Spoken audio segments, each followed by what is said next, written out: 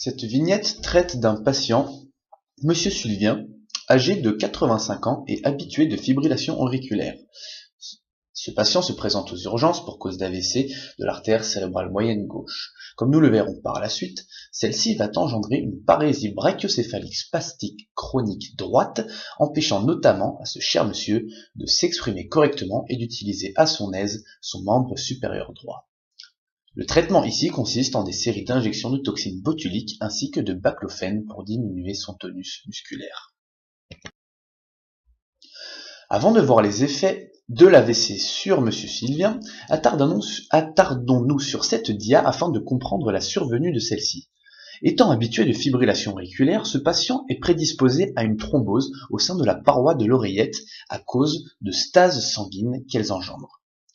Des bouts de ce thrombus vont se détacher et circuler au sein de la vascularisation systémique et constituer une embole qui, elle, via le polygone de Willis, va venir obstruer l'artère cérébrale moyenne ou artère sylvienne.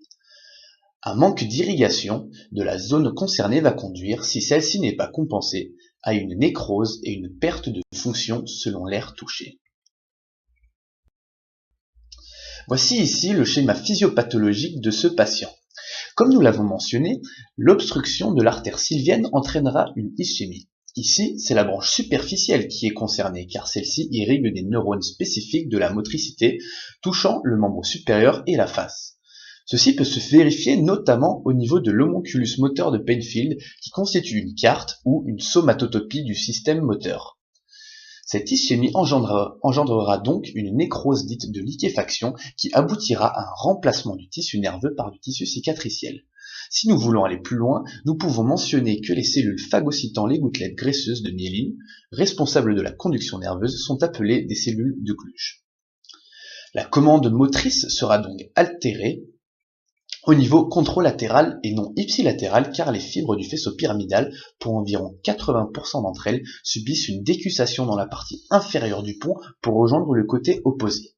Ceci constituera la parésie brachiocéphalique par manque d'innervation du membre supérieur droit et de l'hémiface inférieur. Notons que le patient pourra éventuellement présenter une aphasie dite de Broca par déficit moteur des muscles faciaux. En ce qui concerne la spasticité, l'ischémie sera également responsable d'une interruption du contrôle des voies descendantes inhibitrices, aboutissant à une hypertonie musculaire ou une augmentation de la résistance du muscle, diminuant davantage l'aisance et la liberté des mouvements. Pour diminuer cette spasticité, le traitement constituera en des séries d'injections de Botox clivant le complexe SNER présynaptique de la jonction neuromusculaire et de baclofène qui, lui, est un agoniste des récepteurs GABA-B.